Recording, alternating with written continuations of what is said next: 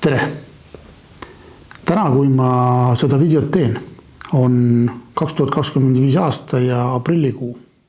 Selle video sisu puudutab ühe naisterahva vabanemist ja on tunnistus sellest, kuidas ta oli 25 aastat seksisõltuvuses, millest ta ise ei leidnud kuidagi väljapääsu. Naisterahvas väga soovis sellest vabanemisest tunnistust anda avalikkusele, kuid ta ei soovinud oma näo ja häälega seda teha. Ja sellel on väga lihtne põhjus. Sõltuvuse teema ja üldse seksist rääkimine on osadele inimestele väga tundlik ja ebamugav teema. Sellel teemal on enamustel inimestel ka ebamugav kaamerasse rääkida ja enamus inimesi ei pruugi üldse mõista selle sõltuvuse tõsidust, millist piina ja hingevalu see valmistas talle. Kuna tegu on alles usule tulnud naisterahvaga, siis enne kui avalikkuse ette astuda oma näo ja häälega, tuleks saada vaimselt tugevamaks ja kasvada ka usus. Tegin selle tunnistuse intervjuu vormis, kuid kirjalikult. Naisterahvas vastas minu küsimustele, mis ma temale esitasin, ja ma lisan sellele videole ka natukene omapoolset juttu juurde. Loen nüüd ette selle, mille ma olen siin kokku pannud ning te saate osa sellest tunnistusest. Ma olen alati öelnud, et igast olukorrast on olemas ka väljapääs. Ka sellistest olukordadest, kus inimene seda ise enam ei leia. Me kohtusime sinuga 2024. aasta oktoobrikuus, kui sa võtsid minuga ühendust. Mäletan, et see oli pühapäeva hommik, circa kella 9:50 paiku. Olin parasjagu jõudnud just Märjamaale, kus mul olid klientidega kokkusaamised, kuid me saime siiski põgusalt mõned minutid eelnevalt rääkida. Sa jõudsid mainida, et sul on väga halb olla. Sa ei saa voodist püsti, sa nutad ning kaalud võimalust kutsuda endale kiirabi, et sind viidaks siis Paldiski maanteele. Kui ma küsisin, mis on sinu mure, siis sa mainisid, et sul on üks sõltuvus. See sõltuvus on olnud sul 25 aastat ja tegu on seksisõltuvusega. Sa ei jõua enam selle sõltuvusega elada ning sa vajad abi. Praegu on sinul elukogemust circa 60 aastat. Sellest 25 aastat olid sa seksisõltlane. Selle sõltuvusega vaevlevad täna nii mõnedki inimesed ja nad ei saa sellest vabaks, vaid on leppinud selle olukorraga, kuna meditsiin ei oska sellist sõltuvust ravida. Võib-olla inimesed ka häbenevad sellest sõltuvusest rääkida, ei julgeta ega osata kuskile oma murega pöörduda.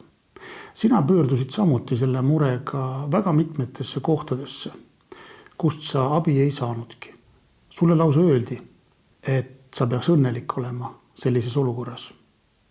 Üks terapeut ei nimetanudki seda üldse seksisõltuvuseks, mis sul oli.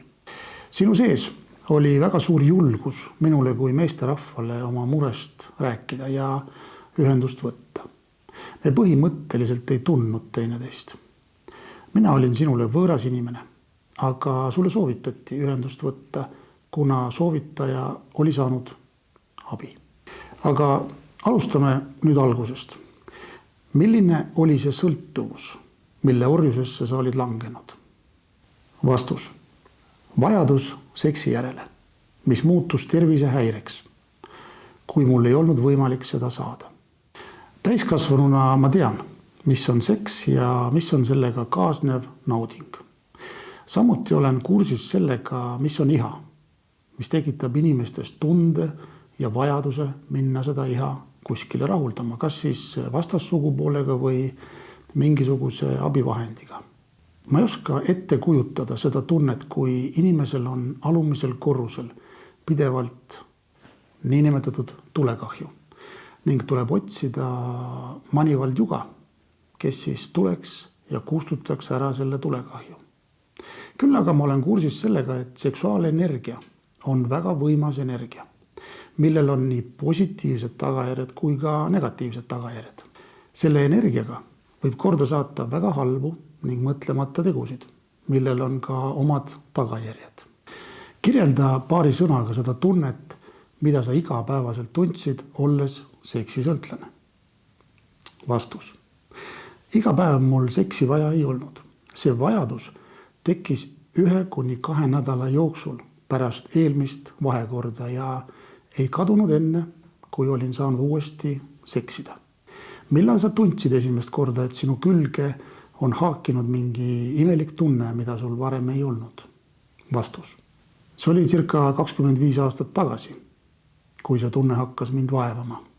Infoks nüüd kõigile vaatajatele. Seksisõltuvus ei ole kaasa sündinud hälve ega pahe, vaid see on vaimne sidumine, mis on mingil eluetapil inimese ellu tulnud, kui on avatud vale uks oma elus.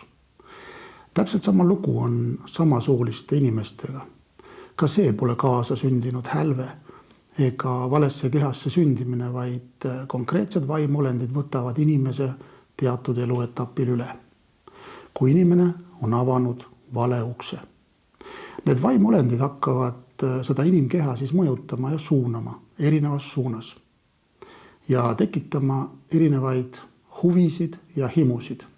Uksed meie kehasse on siis kõikvõimalikud avaused, silmad, millega me vaatame ka rüvedad asju, kõrvad, millega me kuuleme erinevat informatsiooni. Suu on rääkimiseks ja eelkõige ikkagi toidu sisse panemiseks. Aga kahjuks topitakse sinna suhu ka igasuguseid muid asju, mis võib-olla suhu ei peaks toppima. Ja suu räägib seda, mida süda on täis. Kas siis kibedust, viha või siis armastust, hoolivust ja häid sõnu. Meeste ja naiste suguorganid on samuti uks kehasse. Pärak on selline koht, mis on võrdne solgitoruga. Ehk see on roojane koht. Aga osad inimesed kasutavad seda solgitoru mingiks naudingu saamiseks, viies sinna sisse siis ka oma kehaosi. Ja kõik sellised ebamoraalsed tegevused meelitavad meie kehadesse kurjasid vaimolendeid, kes siis saavad õiguse kasutada inimese keha. Seksisõltuvust, samasoolisust ei saa välja ravida rohtudega ega antidepressantidega. See oli nüüd väike selline vahepõige, aga ma lähen nüüd küsimustega edasi. Kas sa täna tead, mida sa tegid valesti, mis avas selle vale ukse ehk sõltuvuse sinu elus? Vastus. Täna ma tean seda, kuid enne vabanemist ma ei teadnud. Olin täiuslikus suhtes, kus oli armastus, hingesugulus ja seks. Pärast selle suhte katkemist taipasin, et ilma seksita on väga raske hakkama saada. Selle puudumine muutus piinavaks ja segas igapäeva toiminguid. Kogu minu elu keerles partneri leidmise ümber. Kas alguses oli see tunne vahva ja põnev või muutus see kohe kurnavaks ning vaevaliseks ja sa soovisid sellest vabaneda? Vastus. Mitte kunagi ei olnud see tunne vahva. Arvasin, et olen vaimselt haige ja püüdsin otsida põhjust, miks see minuga niimoodi on. Ma ei soovinud mitte kedagi ära kasutada. Seksi teemal üldiselt inimesed kardavad rääkida ja tunnevad ennast ebamugavalt. See pärand on jäänud inimestele külge meie esivanematest, kus seks oli tabuteema. Kui sellest kõva häälega räägiti, siis tekitas see suurt pahandust ning häbitunnet. Kui sa minuga ühendust võtsid, siis sina häbi ei tundnud. Me saime vabalt sellel teemal rääkida. Minul isiklikult intiimsetel teemadel rääkimine ei ole tabuteema, kuna olen seda teinud mitmeid aastaid oma tööga seonduvalt ning leidnud lahendusi erinevatele probleemidele, mis just puudutavad seksuaalsust ja ka suhteid. Kas sa selle 25 aasta jooksul proovisid ka abi otsida kuskilt või pigem ei julgenud kellegi poole pöörduda, kartes siis hukkamõistu? Vastus. Ma ei ole kokku lugenud neid psühholooge psühhiaatreid, alternatiivravitsejaid, seksolooge, terapeute ega raha, mida nendele kulutanud olen. Tegelesin sellega kõik need aastakümned ning ei saanud vastuseid oma küsimustele. Samuti ei saanud ma ka abi. Minule soovitati sellega leppida ja keegi ütles nendest ka, et ma peaksin olema õnnelik selle tundega. Miks sa otsustasid minu poole pöörduda oma murega? Vastus. Olin sinust kuulnud, et aitad inimesi ja oled kedagi aidanud sellise murega, nagu minul oli. Minnes nüüd tagasi alguse juurde, kus sa minuga kontakti võtsid ja mainisid, et sul on väga paha olla. Sa ei saa voodist püsti ning sa nutad. Sul oli plaan kutsuda endale ka kiirabi ning lasta ennast viia Paldiski maantele. Kuulasin sind telefonis ära ja ütlesin, et ma tean seda sidumist. Olen kursis selle sõltuvusega, kuna paljud maadlevad täna selle probleemiga. Kiirabi soovitasin sul hetkel mitte kutsuda, kuna sinu probleemile on lahendus olemas, kuid meil oleks vaja ka kokku saada, et ma saaksin sulle kenasti selgitada, milles on see lahendus. Mainisin, et see on vaimne sidumine, mille taga ongi konkreetsed vaimolendid, kes sind piinavad. Need vaimolendid on vaja välja ajada ning leida üles juurpõhjus, millest see kõik algas. Ma ütlesin, et ma tulen õhtul linna tagasi ning saame siis kokku ja ma tegelen sinuga. Ühte asja ma soovitasin sulle aga kohe telefoni teel. Soovitasin sul hakata lugema piiblit. See oli väga selge sõnum sinule. Teadsin ka seda, mida sa pead lugema hakkama. Kuna sul füüsilisel kujul polnud piiblit, siis saatsin sulle lingi piibel.netist õpetussõnade kirjakohaga ning ütlesin, et hakka lugema kohe algusest. Loe kohe mitu peatükki järjest mõttega ja kõvasti. Tunni aja pärast ma helistan sulle tagasi, aga ma praegu palvetan ka distantsilt sinu eest. Räägi mulle, mis juhtus selle tunni aja jooksul. Kas sa hakkasid kohe lugema õpetussõnu? Vastus. Sellel hetkel, kui ma sinuga ühendust võtsin, tundsin, et ei suuda enam selle piinaga elada. Ma avasin piiblilingi, mille sa mulle saatsid ja hakkasin kohe lugema. Kohe, kui olin lugenud esimese lause, hakkas see tunne minus taanduma. Mida rohkem lugesin, seda paremaks enesetunne muutus. Lugedes kadus see tunne sel hetkel lõplikult. Olin enne ka palvetanud, aga kahjuks tulutult. Seekord aga läks teistmoodi ja esimest korda nende aastakümnete jooksul sain normaalse enesetunde ilma sekspartnerita. Palusin sul just õpetussõnu lugeda, kuna see oli esimene mõte minu peas, mida sa pead lugema. Minu enda jaoks on piibel Jumala elav sõna. Teadsin, et need sõnad hakkavad midagi sinu sees tegema. Uskusin seda, mida ma sulle ütlesin.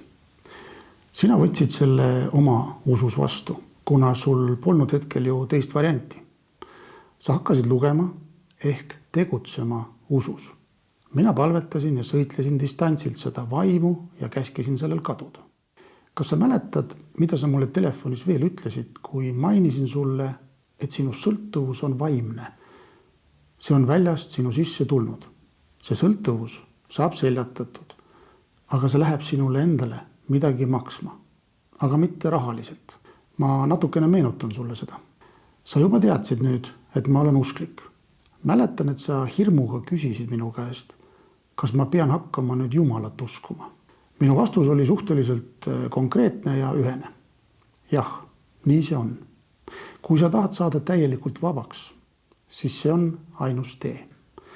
Ja tasub proovida. Kaotada ei ole sul mitte midagi. Võita on aga vabadus. Teadsin, et Jumal vabastab sind sellest. Ja hetkel olen mina lihtsalt üks selline vahendaja või siis lepitaja sinu ja Jumala vahel, kes annab sulle juhiseid, kuidas sa vabaks saaksid. Kuna sa olid juba kõike proovinud, arstid, ravimid, psühholoogid, seksoloogid ja mitte midagi ei aidanud, siis sa tegid selle õige otsuse, et sa usaldasid mind, et sa võtsid minuga ühendust ning rääkisid sellest sõltuvusest. Mis on aga kõige olulisem, on see, et sa lubasid Jumala sõnal oma ellu tulla. Ma tahan sulle öelda ühte asja, et vabanemise taga ei ole minu isik, vaid vabanemise taga on just Jumala sõna. See sinu soov alistuda Jumalale ja võtta ta usus vastu, tunnistada üles oma eksimused, tunnistada üles oma patud ja see teeb vabaks. Mis valmistas sinule probleemi pöörduda algselt abi saamiseks Jumala kui looja poole? Vastus. Ma ei ole kunagi olnud usuvastane. Minu vanavanemad uskusid Jumalat, käisin nendega kirikus. Ma ei tundnud hirmu usu ees. Ma ei olnud kunagi tundnud, et pean elu elama usus Jumalasse. Ei olnud süvenenud sellesse teemasse. Ma ei osanud kuidagi iseennast seostada usuga. Olin ju ilma hakkama saanud. Ei olnud ka tundnud, et usk Jumalasse võib aidata lahendada minu probleeme. Kahjuks inimestele ongi kuvatud Jumalast ja usust Jumalasse täiesti vale arusaam. See vale arusaam on nagu pärand inimestelt inimestele, põlvkondade kaupa. Kahjuks on see saatana töö, et inimesi hoida eemale loojast, kes on inimese loonud. Pärandina siis levibki see vale arusaam, et nüüd tuleb hakata kirikus käima, tegema mingisuguseid religioosseid tegevusi ja peab hakkama kuivikuks ning mis on veel hullem, kogu oma vara peab kirikusse tooma. Ütlen sulle otse, et kui see niimoodi oleks, siis mina oleks loobunud kohe sellisest usust. Täna olen ma ka 8 aastat olnud usus ja pole päevagi kahetsenud seda, et hakkasin õppima tundma oma vaimset isa, kes on minu loomise taga. Ta armastab mind, ta kaitseb mind, ta annab mulle täieliku hingerahu igas olukorras ning kasutab mind just sinusuguste hädas olevate inimeste aitamiseks. Neid inimesi, kes on valmis aitama, neid usklikke inimesi on tegelikult väga palju. Need tuleb lihtsalt üles leida. Mäletan veel meie vestlustest seda, et ma ütlesin sulle telefonis, et ära muretse selle Jumalasse uskumise pärast. Kui ma jõuan linna tagasi, tulen sinu juurest läbi, selgitan sulle, mida tähendab üldse uskuda Jumalasse kui kõige loojasse. Ja mida see elu üldse tähendab olla usklik. Mainisin ka seda, et see pole mingisugune religioosne kirikus käimine ega mingid kombetalitused, mida erinevad kirikud ja kogudused täna praktiseerivad. Selliste kombetalitustega usk ongi kuiv ja igav. Religioosne usk on teinud väga palju halba inimkonnast ning paljud inimesed eemale peletanud oma kombetalitustega ja kiriku traditsioonidega. Igasuguste liturgiliste teenistustega, mis on inimeste tehtud. Mainisin sulle veel seda, et sa ei pea minema ega liituma mitte ühegi kristliku usuorganisatsiooniga või ususektiga. Sa võid seal kohapeal käia, kui sa tunned, et sa tahad. Kuna sinna tulevad kokku ju samamoodi mõtlevad isikud, aga sa ei pea nende organisatsiooniga liituma. Liitumise all pean ma silmas siis sisse kirjutamist sellesse usuorganisatsiooni, kus sa käid. Ma ütlen siin kõigile vaatajatele ära ka selle ja ütlesin ka sinule, et minu jaoks on usk Jumalasse elustiil.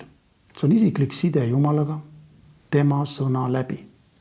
Ainukene liitumine, mille sina ja iga inimene, kes tahab Jumalaga lepingusse astuda, siis see tegevus on see, et sa taastad oma suhte taevase isaga läbi tema poja Jeshua.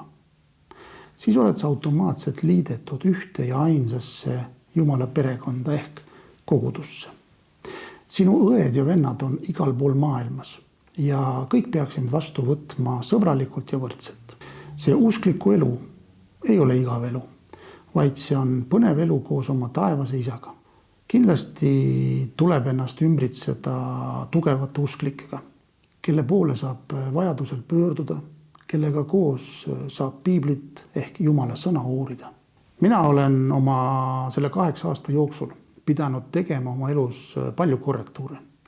Viskama välja valed uskumused, mis ma olen muide saanud kirikust, kogudusest ning visanud välja ka valed tegevused, mis ei ole olnud puhtad ega siirad. Ma ei kahetse mitte grammigi seda, et ma olen pidanud selle koristustöö enda elus tegema.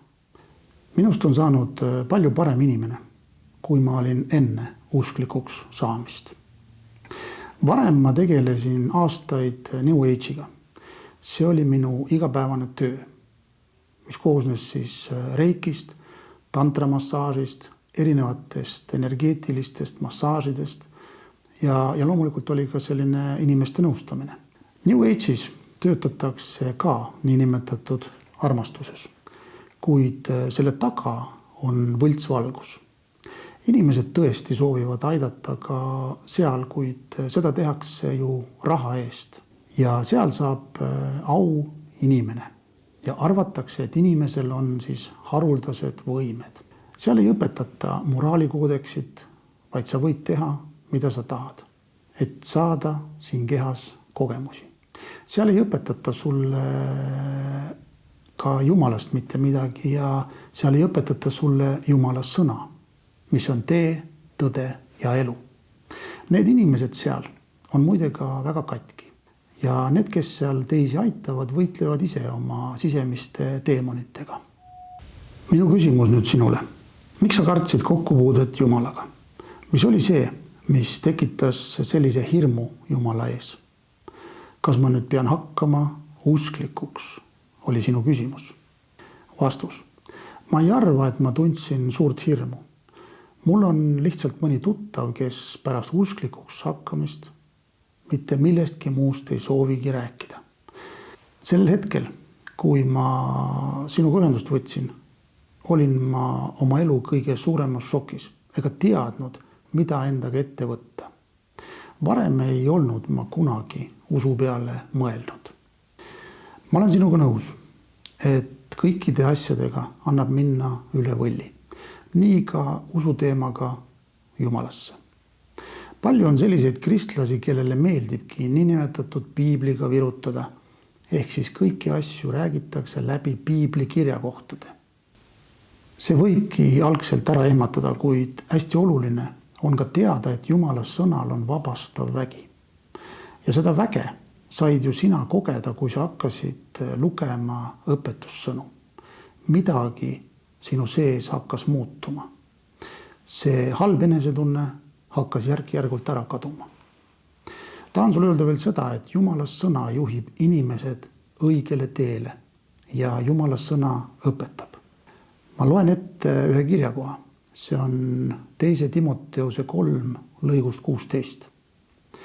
Kogu pühakiri on Jumala sisendatud ja kasulik õpetamiseks, noomimiseks, parandamiseks, kasvatamiseks õiguses. Minu arvamus on see, et igal inimesele tuleb läheneda personaalselt ja kui vaadata Jeshua lugu, siis tema rääkis väga palju tähendamissõnadega. Ehk siis lugudega, mis panid inimesi kaasa mõtlema ja küsimusi küsima. Ja küsimusi küsides ja lugusid kuulates tekib inimestel huvi ja inimesed ka avanevad. Kui ma tulin nüüd tagasi linna, siis ma tulin sinu loal sinu juurde koju, kuna me niimoodi kokku leppisime. Ja me veetsime ligi 3 tundi rääkides ja ma kuulasin ära sinu täieliku loo. Rääkisin sinule, mis asi on usk Jumalasse. Mida sa peaksid tegema, et sellest sõltuvusest siis täielikult vabaneda. Mainisin, et piibel on Jumala elav sõna. Inimese manuaal ehk juhised eluks. Et inimesel oleks õnnistus. Seal on kirjas ka asju, mis on aastatuhandeid varem kirja pandud, mis realiseeruvad veel tänasel päevalgi ja meie endi silmade all.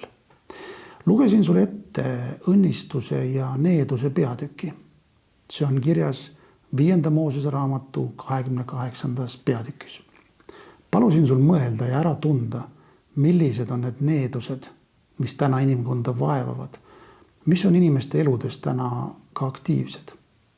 Kui inimesed elavad moraaliseadusi eirates ja teevad, mida ise tahavad, siis see needus mitte ainult ei taba neid inimesi, vaid see needus tabab ka riike, kus kohas need inimesed elavad. Seal piibli kirjakohas mida ma lugesin sulle ette, oli juttu haigustest, mis vaevavad tänasel päeval ka ühiskonda ja erinevaid piirkondi ning tekitavad inimestele muret. Ja inimesed vaevlevad nende haiguste käes. See pani sind natukene imestama ja mõtlema. Ma toon siin videos mõningad näited sellest 5. Moosese 28. peatüki sõnakuulmatuse needuse kirjakohast.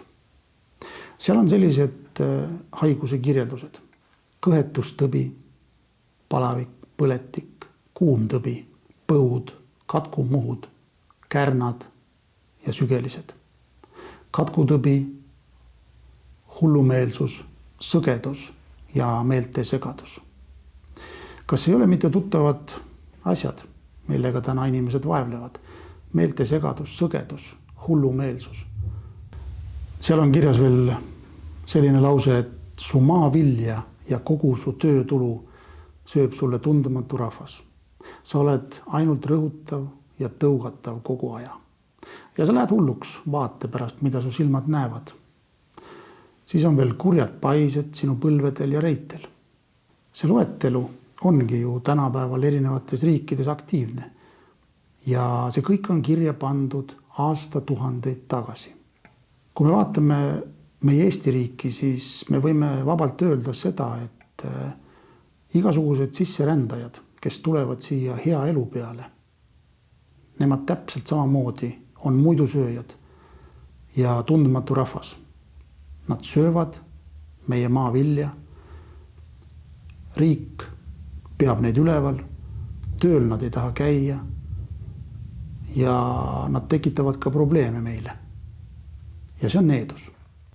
Sa olid nõus oma elu andma sel samal õhtul Jumalale. Sa said aru sellest, et patus ja valedes elukommetes elades tõmbab inimene enda ellu needused, mis siis aktiveeruvad tema elus kas kohe või teatud ajahetkel. Pärandina läheb see kaasa ka järgnevatele põlvedele, ehk siis meie lastele, kui me ei pea kinni Jumala poolt seatud vaimsetest reeglitest ja seadustest. Kui probleemid tulevad, siis reeglina me enam ju ei mäleta, kus kohas me oleme vigu teinud ja kus me oleme eksinud. Need needused ei pruugi aktiveeruda järgmisel päeval, vaid need võivad aktiveeruda poole aasta pärast, aasta pärast, võib-olla veel hiljem. Aga fakt on see, et kui me eksime Jumala seaduste vastu ja eirame igasuguseid moraalinorme, siis need needused aktiveeruvad 100%. Sa palusid andeks oma patud, tunnistasid Jumalale, et sa oled eksinud tema seaduste vastu. Palusid, et Jumal puhastaks läbi oma poja Jeshua vere kogu sinu ihu, hinge ja vaimu ning tervendaks sind sellest pahest või sõltuvusest siis täielikult. Ma mäletan, et sinu palve võttis aega kuskil 1,5 minutit, kus sa kordasid minu järel lauseid. Ja seda sellepärast, et sa ise ju ei teadnud, kuidas seda vabastuspalvet ja patusepalvet teha. Hiljem aga palvetasin ma eraldi sinu eest ning ma võtsin selle meelevalla ja ma käskisin sellel seksisõltuvusel ja ihal kaduda sinu elust. Ma lõikasin sind vaimselt lahti kõikidest meestest, kellega sa olid oma intiimseid hetki jaganud, seoses selle sõltuvusega siis. Ja olgu kõikidele videovaatajatele ka teada, et iga sekspartner jätab meie sisse vaimse jalajälje. Mida rohkem partnereid, seda suuremaks see jalajälg ka muutub. Sellepärast nimetab Jumal igasugust abielu välist seksuaalsuhet hooruseks. Sinu elus oli tegelikult üks eriline väeline meesterahvas, kes omas siis mitut naist. Me jõudsime oma vestluses ka selle meheni ja me lõikasime sind sellest mehest vaimselt lahti. See oli ka niinimetatud juurpõhjus sinu seksisõltuvusel. Ja silmaga vaadates midagi erilist ju palve ajal ei juhtunud. Paik ei kõikunud, pikali sa ka ei kukkunud, öökima sa ei hakanud. käega kõhtuma sulle ka ei löönud, nii nagu mõned jumala prohvetid ja sulased teevad kirikutes, et löövad kedagi rusikaga kõhtu, arvates siis, et kurjad vaimud lähevad välja. Seda ei ole vaja teha. Tonight you are rising up from hardships and situation that has been very hurtful for you. And the Lord is releasing you in Jesus' name. In Jesus' name. I see a spirit of hopelessness lifting from you right now. Kõik oli meil täiesti rahulik. Mina läksin peale palvet koju ja minu sees oli täielik rahu. Kui sa meenutad seda hetke, siis mida sina tundsid, kui sa olid teinud selle patuse palve ja oma elu andnud Jumalale? Vastus. Tundsin, et lõpuks olin saanud abi. Tundsin vabadust ja rahu. Mis toimus järgmisel päeval, ehk siis esmaspäeval? Kas see tunne, mis pühapäeva hommikul oli õudust tekitav, oli ka esmaspäeva hommikul olemas? Vastus. Sellist tunnet ei ole ma enam kunagi kogenud ega tundnud.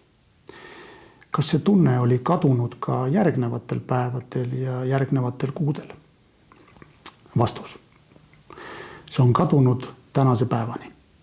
On olnud küll paar tagasilööki, aga olen siis kohe avanud piibli või mõttes palunud õigete sõnadega, mida sa mulle õpetasid. Mida sa enda sees mõtlesid, kui sa enam seda sõltuvustunnet ei tundnud? Vastus. Mõtlesin, et kuidas minul läks nii, et ma enne ei tulnud selle peale, et abi otsida Jumalalt. Mitukümmend aastat uskusin meditsiini, mis lahenduseni ei viinud.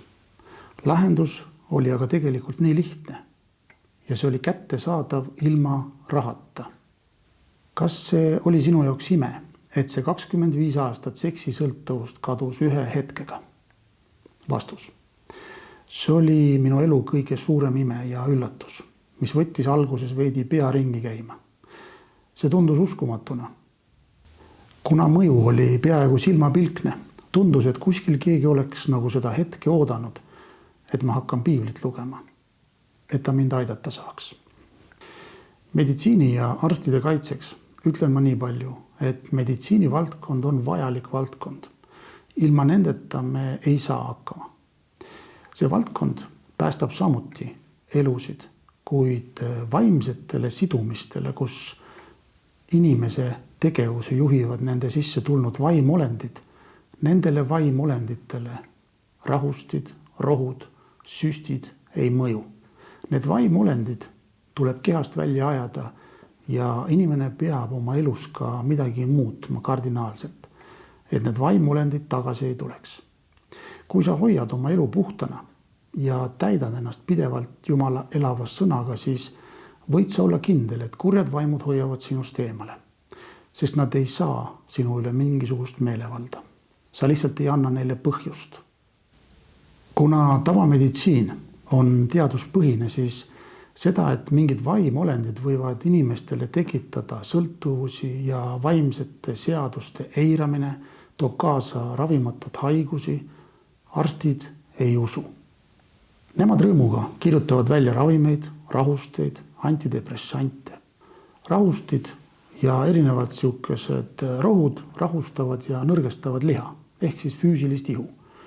Kui liha ehk see ihu ja keha on vaigistatud, siis pole võimalik teha ka mingisuguseid tegevusi, mis vigastavad inimest. Vaimud inimese küljest aga nendest rohtudest ära ei kao. Täna on palju meie seas inimesi, eriti noori lapsi, kes on hingelistes ja vaimsetes sidumistes. Lõigutakse, proovitakse teha enesetappe ning ollakse erinevates sõltuvustes, kas alkoholist, narkootikumidest, seksist ja nii edasi. Nendel juhtudel oleks äärmiselt oluline julgeda pöörduda ka õigete inimeste poole, kes on usklikud, kellel on Jumalaga tugev side. Need inimesed aitavad leida lahendused nendele vaimsetele sidumistele ja nad räägivad, mis muudab inimese elu. Nendel inimestel on ka tarkus ja Jumala poolt antud vägi ajada välja need kurjad vaimolendid, kes on mingil põhjusel inimese ellu tulnud. Alati ei pea sa minema Paldiski maanteele või siis pöörduma vaimse pereõe juurde ning seeläbi hakkama tarbima rahusteid. Kuna me suhtleme peaaegu iganädalaselt ja uurime koos piiblit, et sa ise veenduks, et selles piibliraamatus on olemas praktilised juhised ja nõuanded, kuidas ennast saab aidata ja kelle kaudu tervenemine tegelikult tuleb. Siis sellega seoses ma tean, et sul oli ka selle sõltuvuse osas hiljuti üks tagasilöök. Ma mainisin sulle, et kui inimene on vabaks saanud ning suhtesse astunud Jumalaga, siis saatan ei loobu nii kergelt. Ta üritab inimest uuesti rajalt maha võtta ja pakkuda talle uuesti tagasi vana elu. Ta pakub ahvatlusi, kiusatusi, tervisehädasid ja nii edasi. Saatan teab täpselt sinu nõrkasid kohtasid ja ta oskab nendele kohtadele väga ilusti vajutada. Tahan sulle öelda seda, et me ei pea kartma neid tagasilööke, vaid me peame oskama neid tagasilööke tõrjuda ja nendele vastu seista. Ja kui me suudame nendele vastu seista ja tõrjuda neid lööke, siis kurat põgeneb. Ma mainisin, et kui sa avad vale ukse, siis võib see tunne tagasi tulla. Aga sa tead kohe rohtu sellele, kuna ma andsin sulle vihjed ja õpetasin, kuidas vastu seista kurjale. Kas sa tahaks rääkida paari lausega, mida sa tegid sellist, mis selle tunde tagasi korraks tõi ja mida sa jälle tundsid oma kehas? Kuidas sa sellest negatiivsest tundest ise vabanesid? Vastus. See oli kokkupuude ühe inimesega, kes mind niinimetatud aitas, kui mul oli vaja seksi. Ta oli minu niinimetatud tuletõrjuja, keda ma aeg-ajalt kasutasin. Me käisime lihtsalt nüüd koos sellel aastal väljas.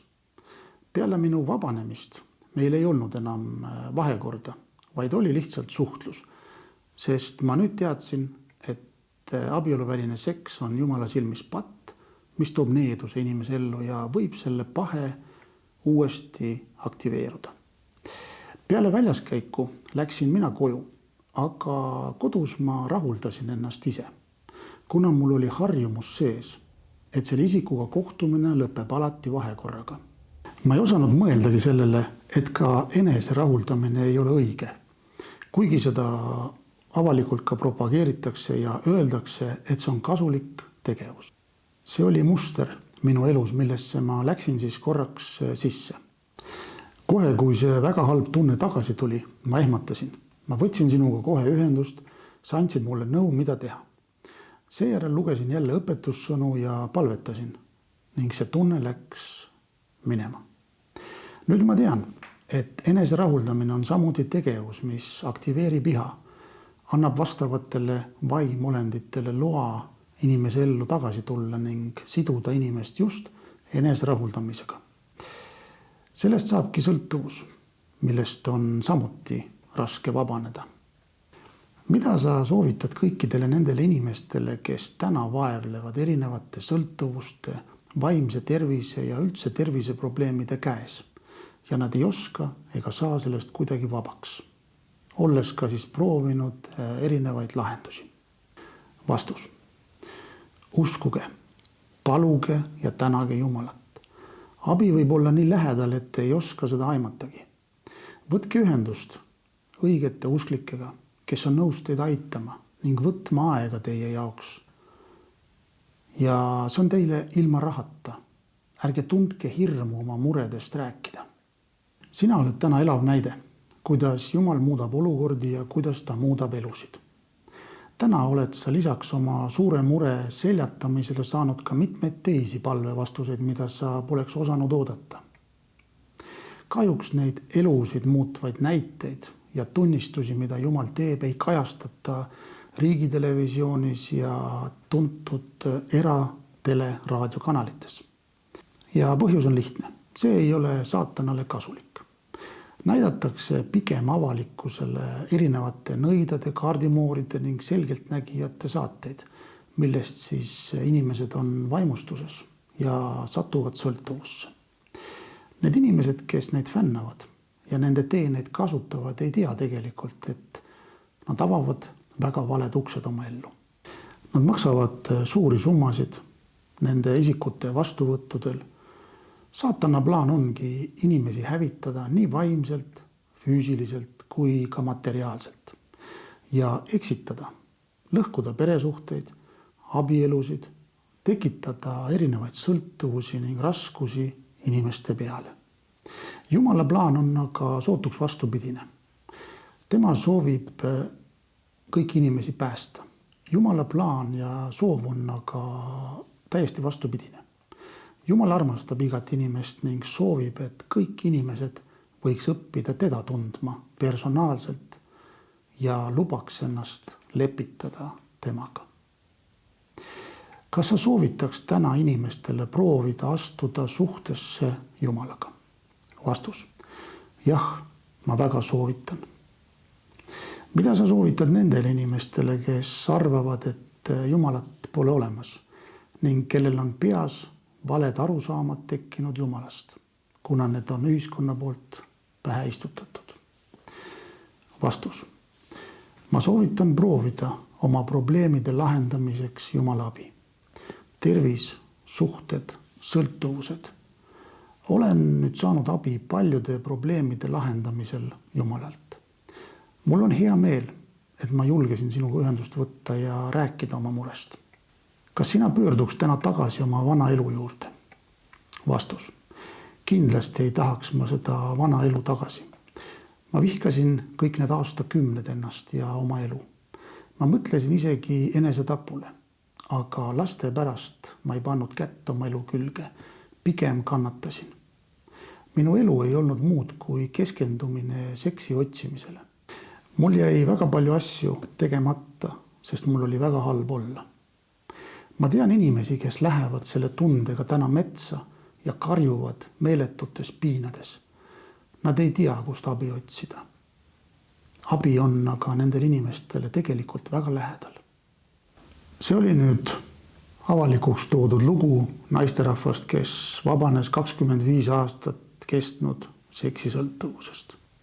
Kui sa jõudsid vaatamisega siia lõppu ning sinul endal või sinu tuttaval, ligimesel või lapsel on mingid vaimsed sidumised, sõltuvused, terviseprobleemid, lõikumised või enesetapukatsed, siis sa võid julgelt võtta minuga ühendust, kirjutada või helistada allolevate kontaktide kaudu. Vabanemiste ja imeliste tervenemise lugusid on aga palju rohkem. Inimeste ellu tuleb ka rahu, kui nad saavad oma mured lihtsalt ära rääkida. Sul ei ole mitte midagi kaotada. Võita on aga vabadus. Igale probleemile, murele on olemas alati lahendus. Teinekord piisab vaid sellest, et otsustad kogu oma südamest andestada kellegile, kelle peale pead sa viha ja kibedust mingil põhjusel.